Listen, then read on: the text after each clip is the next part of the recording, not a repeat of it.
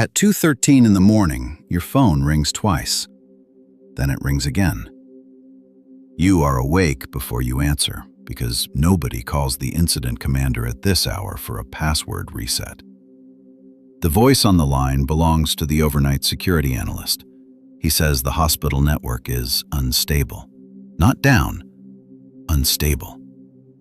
That word is worse because it means the system is still alive enough to hurt people in different places at different speeds. You open your laptop at the kitchen table. The alert dashboard is full of red. A file server is unreachable. Several workstations are rebooting. The electronic health record is timing out. A pharmacy terminal is no longer responding. Then the analyst sends you a screenshot. A black window, white text, a countdown timer. Files encrypted. You do not read the whole message. You already know what it is. At 2:41, you enter the Security Operations Center. The room is too bright for the hour. Nobody is speaking loudly, but every voice sounds clipped. Your first job is not to find the criminal. Your first job is to stop the hospital from bleeding digitally while the building keeps treating patients physically. The clinical systems team says more machines are locking. The network team asks whether to isolate the affected segments. The hospital administrator asks whether the emergency department can stay open. Nobody asks the simple question directly. Can people still be treated safely? You do not have a clean answer. If you cut the network too aggressively, doctors lose access to systems they still need. If you move too slowly, the attack may spread into the systems that are still working. You choose containment. The network team begins shutting doors inside the hospital's digital body. Not the whole building, not yet. Only the parts that are burning fastest. At 3:18, you walk through the emergency department. This is the part of cybersecurity that never appears on a dashboard. A nurse writes medication notes by hand. A doctor waits for a patient history that will not load. A clerk is calling another department because the normal transfer screen is frozen. No one here cares about malware names. They care about beds, allergies, lab results, and time. Then your phone vibrates again. Radiology access is failing.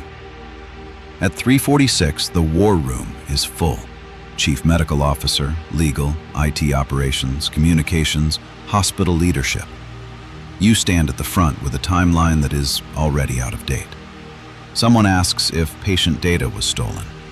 You say you do not know. Someone asks when systems will be restored. You say you do not know. Someone asks if paying would be faster. The room goes quiet. You ask about backups. The backup lead looks down. The latest backup may be clean. May. It has not been fully verified. Another copy exists offline, but restoring from it could take much longer than anyone in the room wants to hear. At 4:22, the attackers send another message. They claim they took patient data before encrypting systems.